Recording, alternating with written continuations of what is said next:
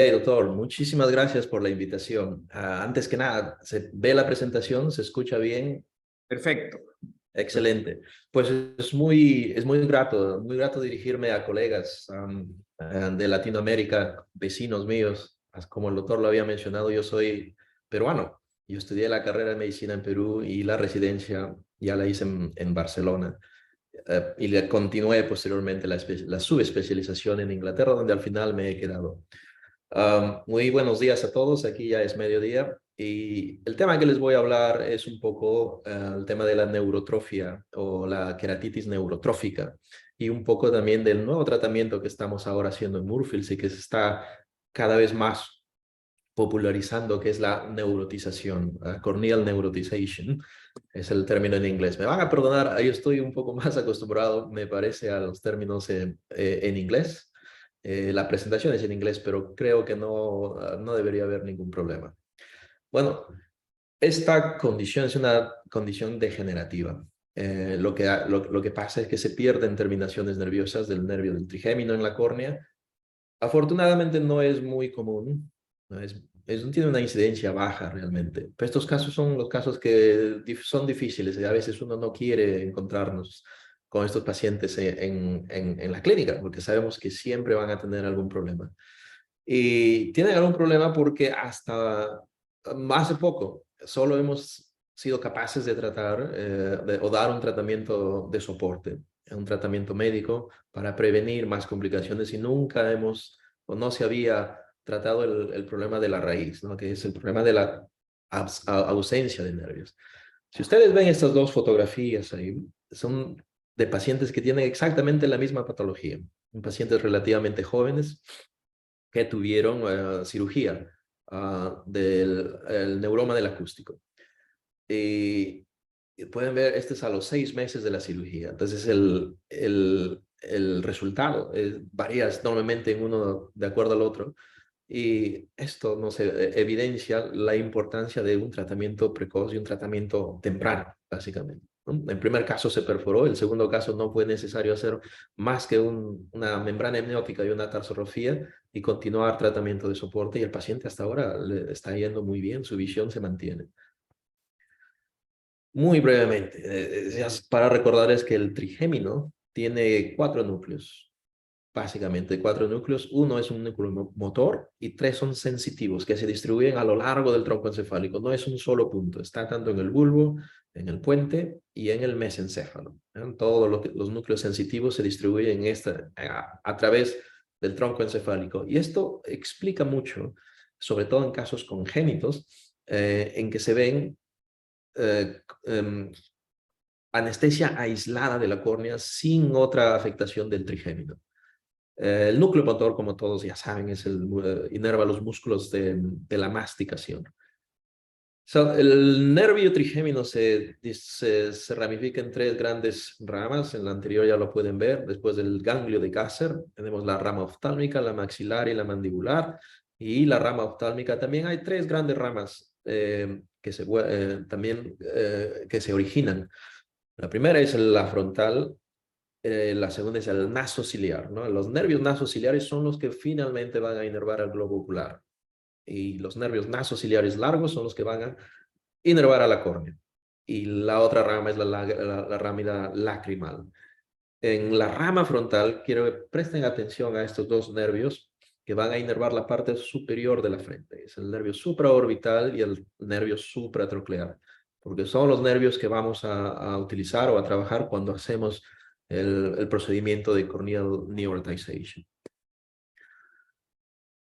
La córnea es la parte más inervada en el cuerpo humano. Es la estructura, es el órgano más inervado. Hay aproximadamente unas 10.000 terminaciones nerviosas por milímetro cuadrado. Los nervios entran a la córnea alrededor de los 360 grados a través del estroma profundo y luego se van superficializando y ramificando y forman 2 grandes plexos. El plexo más importante es el plexo subpasado, ¿no? Que está sobre la membrana de Bowman. Y es un plexo superficial, o sea, está justo cerca de la membrana basal del epitelio.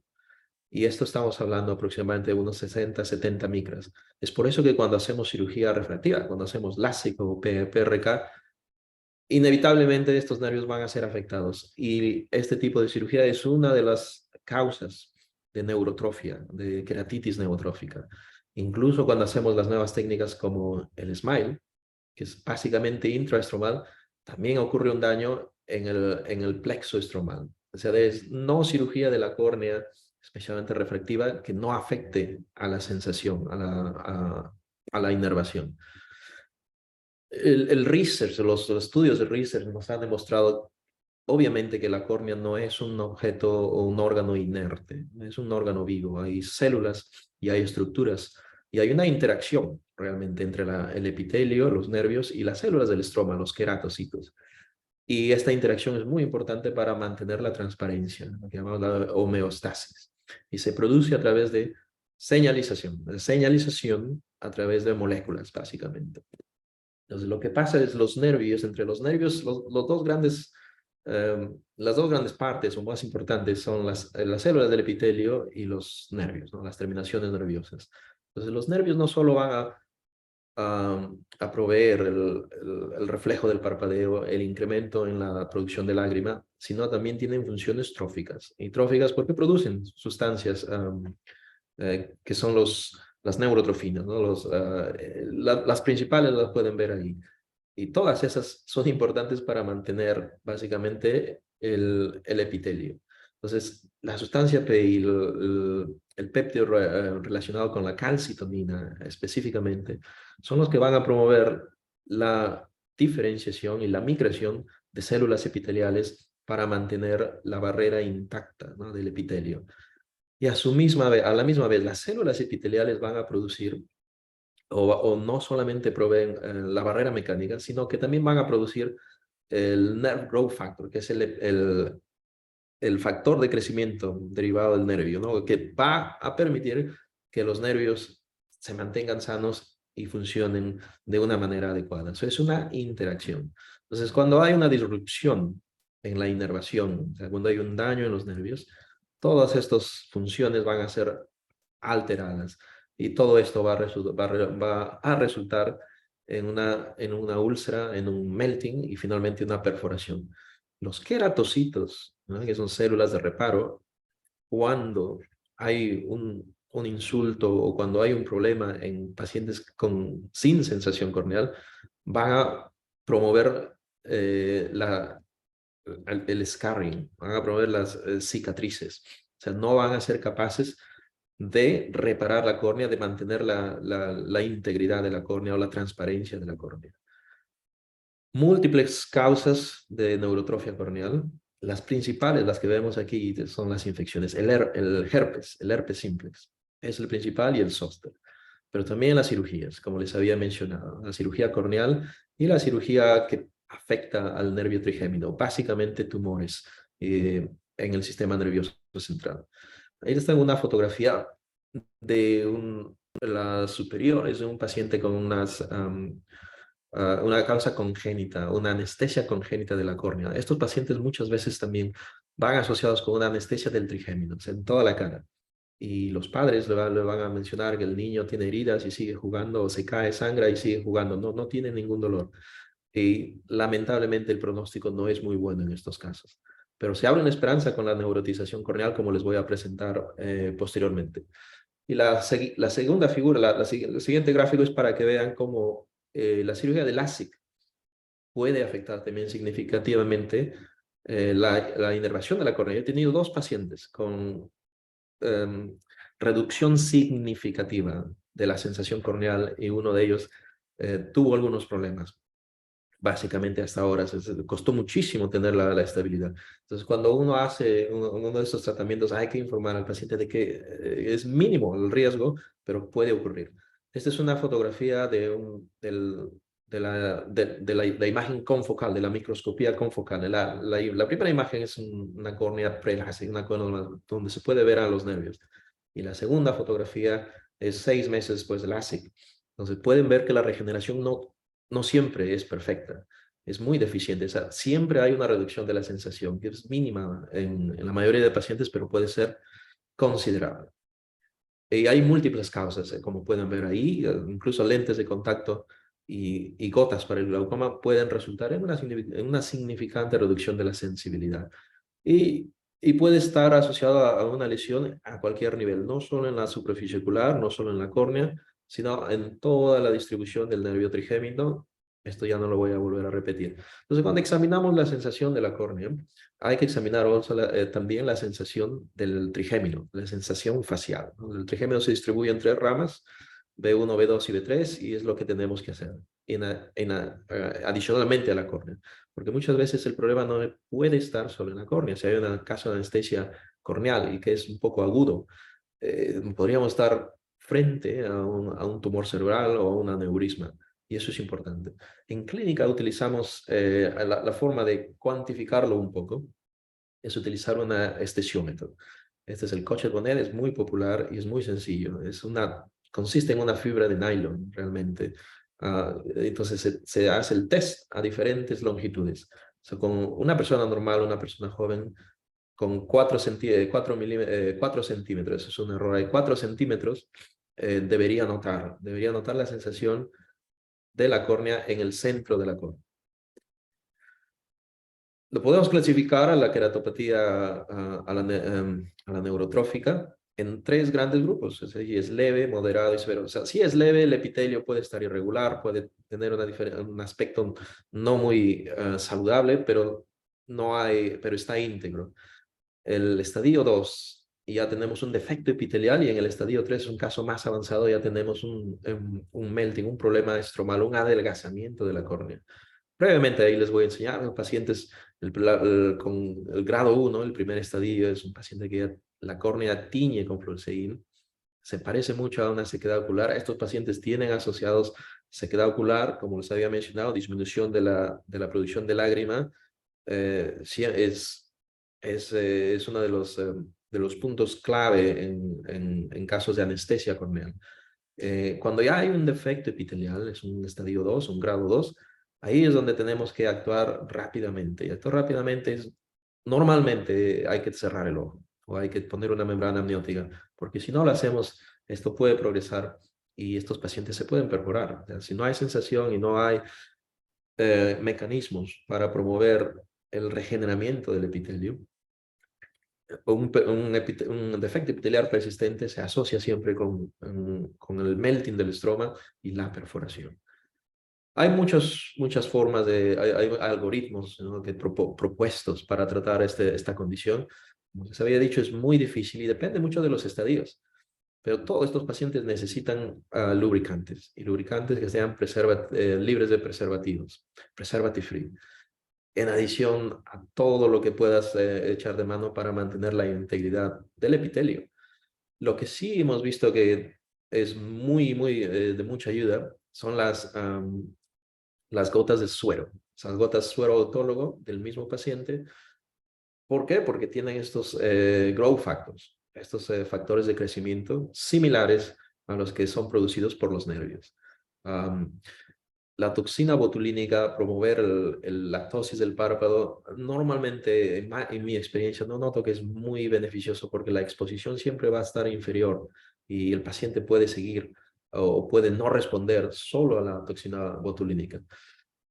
Cirugía ya son para estadios 2 o estadios 3, y como les había mencionado antes, el tratamiento anteriormente había sido de soporte, pero ahora ya tenemos tanto tratamiento médico como tratamiento quirúrgico para tratar la raíz del problema. El tratamiento médico es el factor de crecimiento nervioso, es el growth factor, que está disponible en muchos países y ya ha habido estudios que avalan su eficacia. Y el estadio 2 y 3, el estadio 3, y si se quiere tratar la raíz del problema, es solo la neurotización. La neurotización de la córnea es lo que también ha demostrado ser un tratamiento eficaz, y es lo que estamos empezando ahora a hacer.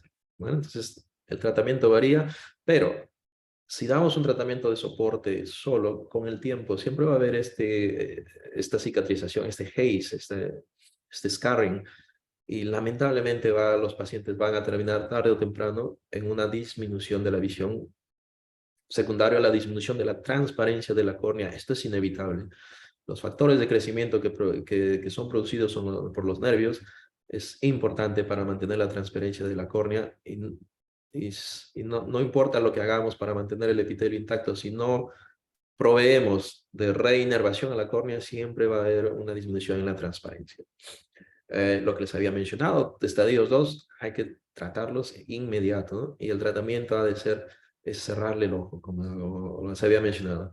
Es importante que a los pacientes que ustedes van a hacer una cirugía, un trasplante, sobre todo en pacientes jóvenes, si ustedes no ven ninguna causa asociada como lentes de contacto para una infección, es importante hacer siempre examinar la sensación de la córnea. He tenido dos pacientes que uno de ellos con queratoconos, el otro sin queratoconos, que hicieron una infección, luego una cicatriz y teníamos problemas para el cierre del epitelio y con análisis posteriores se fue demostrado que tenían un cierto grado de anestesia de la córnea, probablemente congénito en pacientes jóvenes.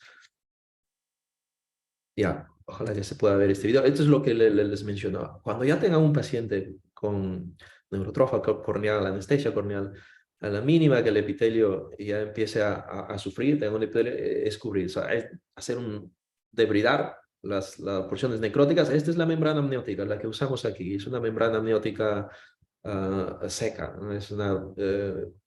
También hay una membrana amniótica que es la natural, pero es un poco más difícil logísticamente. Entonces, lo que utilizo yo es una sutura de 10 tenonylon y la paso sobre la parte clara de la córnea a nivel limbar, una sutura continua. Si ustedes ven, si la suturan a la conjuntiva o la suturan muy limbar, va a haber un sangrado y ese sangrado realmente dificulta muchas veces la visualización durante la cirugía. Esa es la recomendación que yo doy siempre, sobre todo a los fellows, es que traten siempre de hacerlo en la periferia, en la córnea clara y pasen la sutura continua intraestromal.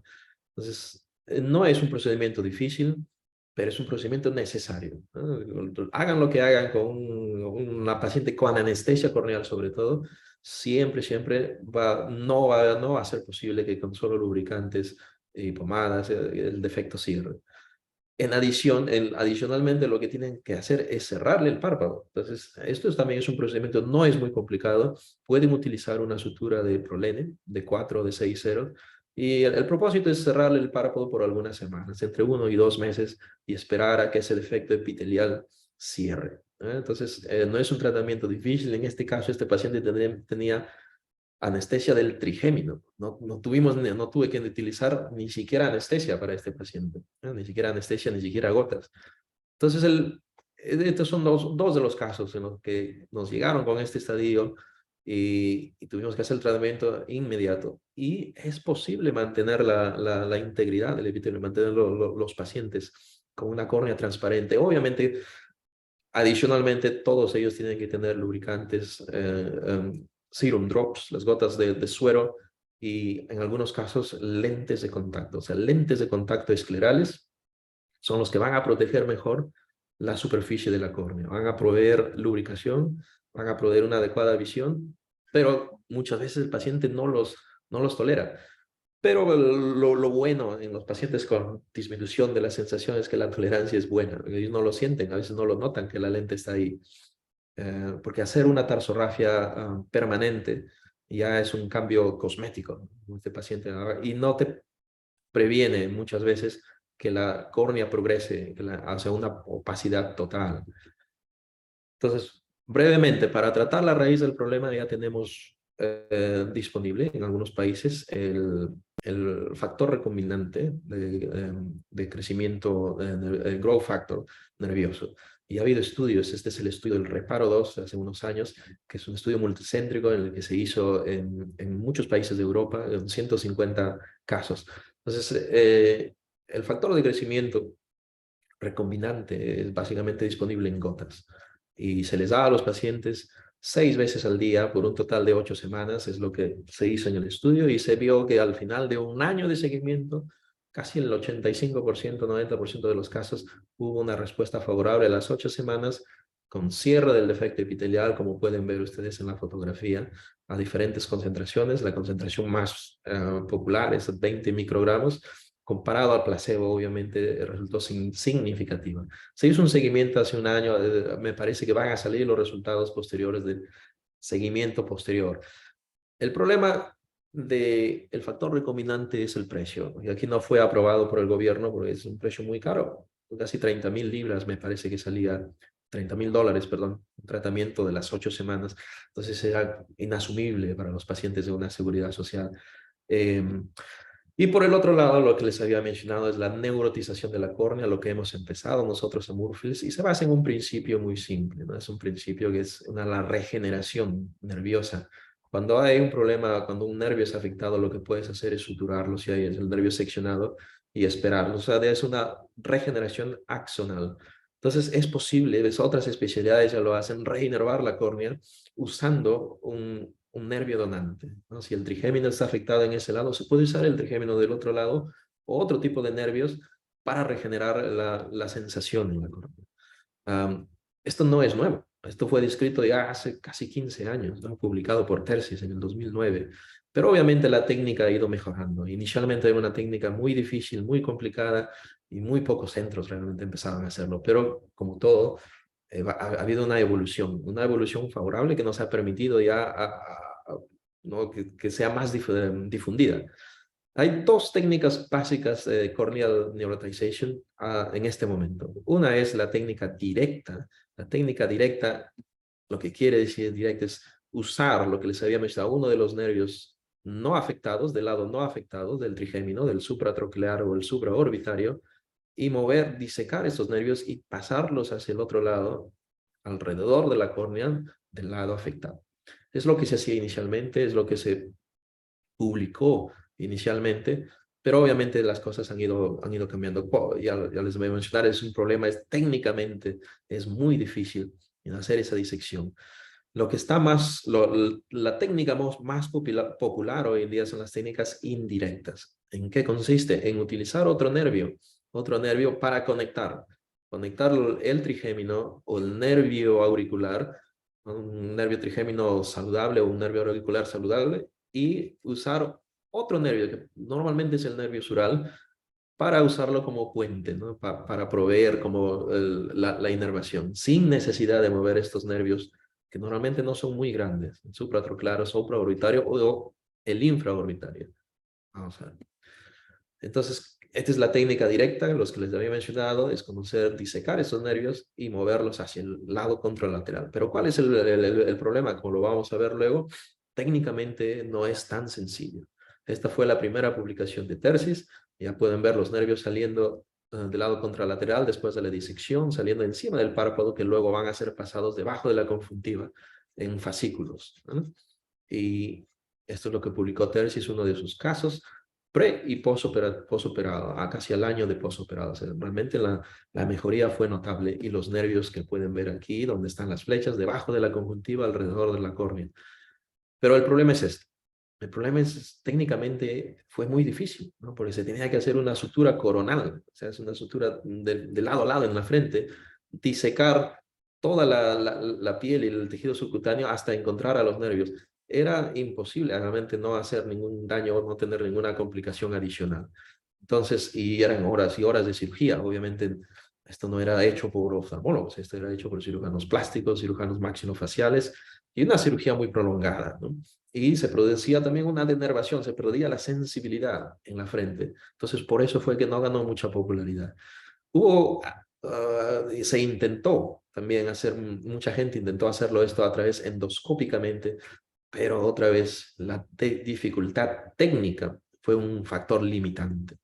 Entonces ahora las técnicas indirectas son más asequibles, no son tan complejas, y los resultados que han demostrado también son muy eficaces, comparables a las técnicas directas, o quizá mejor, ¿no? Porque desde la teoría, en la reinervación de la córnea, que más axones tú proveas a un tejido, más posibilidades tienes tú de obtener un mejor resultado. Entonces el nervio sural que está en la pierna es un nervio sensitivo y tiene es más grosor que un supratronclear o un supraorbitario terminal, ¿no? O sea, a medida que el nervio termina más distal, tiene menos axones. Entonces lo que se hace ahora es conectar, usar el nervio sural, que es, lo pueden ver aquí en el lado verde, y conectarlo con uno de estos nervios del lado no afectado, del lado de la terminación nerviosa del trigémino no afectada.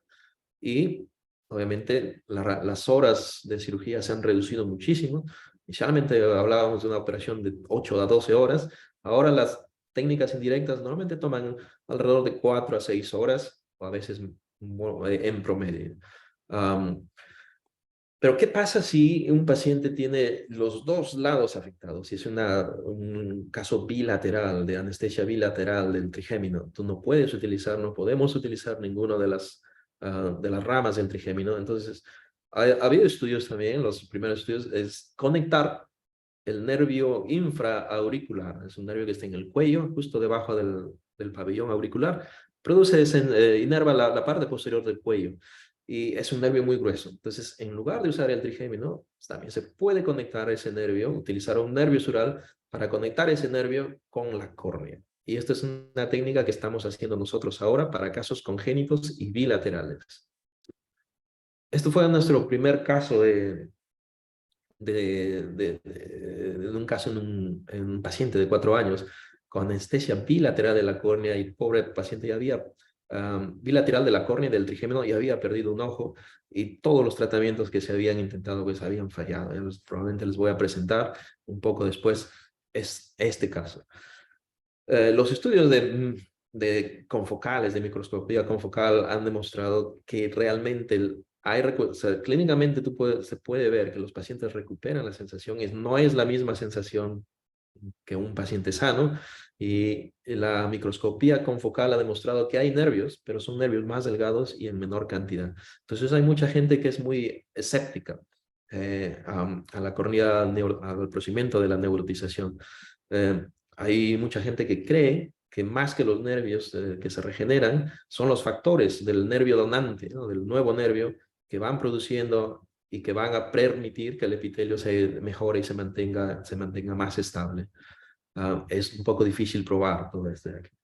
Este fue el primer caso que hicimos en Murphy. Un paciente que me los había mencionado que tuvo una cirugía de un neurinoma del acústico y hizo una perforación. Este paciente fue referido un poco tarde al servicio de Murphy's. Parece que fue después de 4 meses de iniciado el proceso y cuando ya nos llegó con una infección, con una queratitis bacteriana. Lamentablemente se perforó, pero recibió una técnica indirecta. O sea, una técnica indirecta es usando el nervio sural para conectar el nervio supratroclear del lado contralateral. Y pueden ver aquí al año y medio casi el paciente mejoró. Obviamente no mejoró completamente la transparencia. El paciente fue posible después hacer una queratoplastia penetrante y luego cirugía de catarata.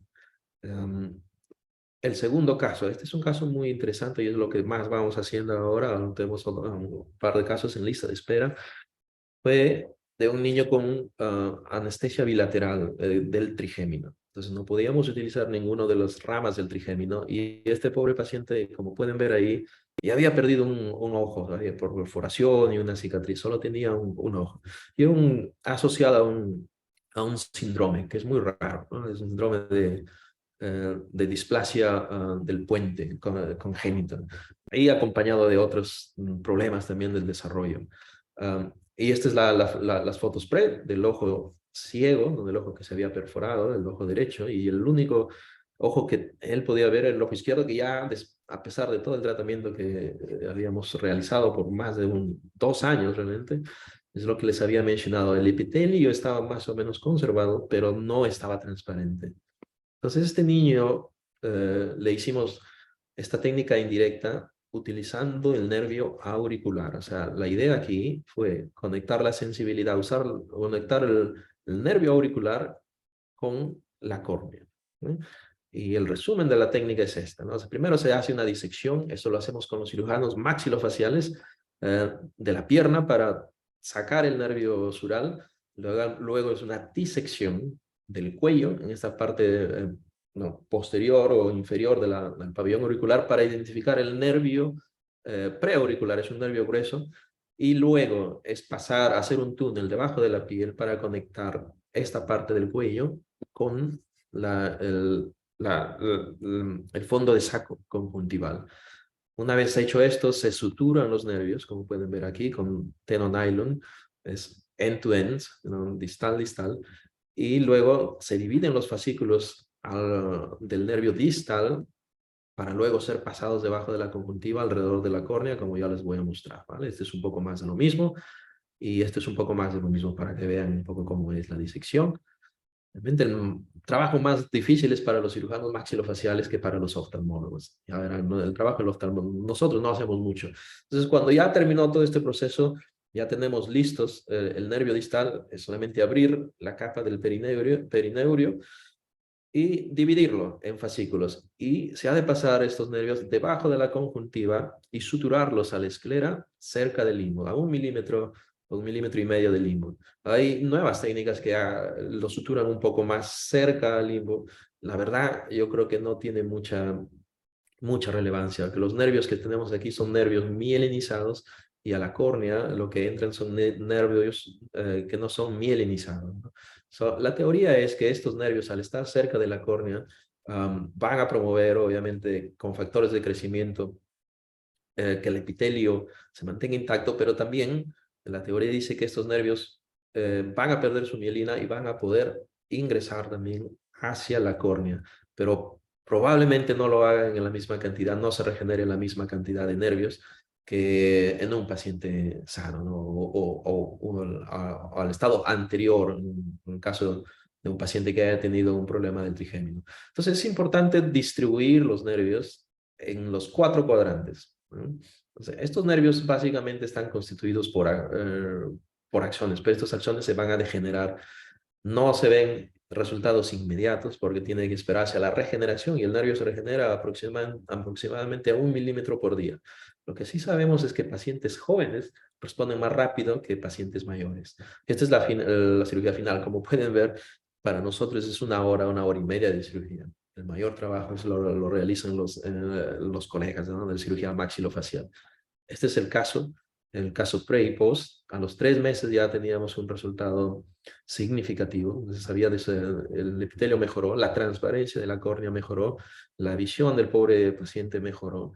Y hasta ahora ya llevamos más de año y medio, casi 2 años en este caso, y el paciente tiene sensación. Ahora nota cuando tú le pones las gotas, le ponemos las gotas al ojo para dilatarle el ojo, que antes eso no lo notaba, o sea, completamente anestesiado. Y este es el otro caso que hemos hecho en un adulto con anestesia congénita, similar, ¿no? Es solamente anestesia corneal.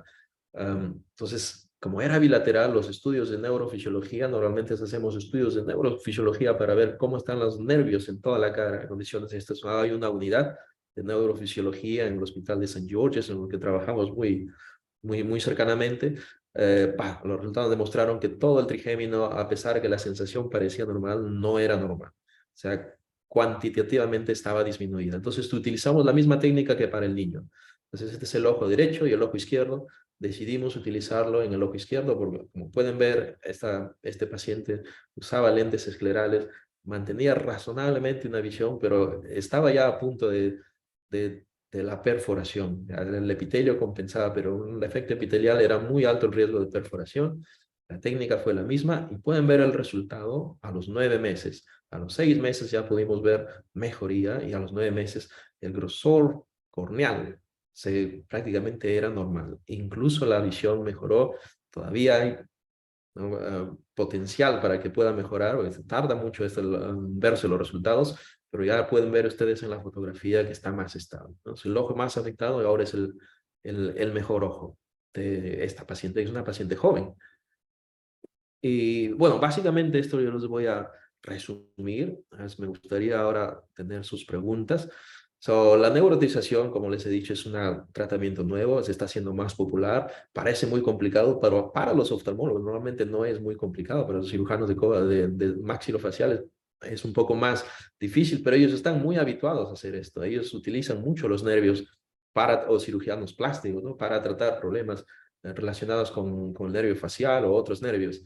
Los pacientes jóvenes siempre van a responder mejor que los pacientes mayores y estamos muy contentos. Tenemos 2 casos más que vamos a empezar vamos a hacerlos durante los próximos meses. Antes un equipo multidisciplinario, no es solamente oftalmología, pero es dar el primer paso, ¿no? Yo creo que hay resultados que son prometedores. Y bueno, a todos ustedes, no sé si han tenido la oportunidad de visitarnos, de visitar Murfields, este es nuestro local. Hasta ahora hay un plan para movernos. Y aquí estoy con María Astete, que tuve el gran privilegio de tenerla como mi fellow. Aprendió muchísimo, una gran colega, gran cirujano. Antes la pasé muy relajado, le digo siempre durante su rotación conmigo, porque yo confiaba plenamente en ella y no tuve ningún problema. Entonces nos quedó pendiente ese salir a tomar el pisco sour, que yo siempre le digo, vamos a ir a tomar un pisco sour original de Perú, y siempre se reía. Bueno, doctores, muchísimas gracias. Estoy ahora listo para cualquier pregunta, cualquier comentario.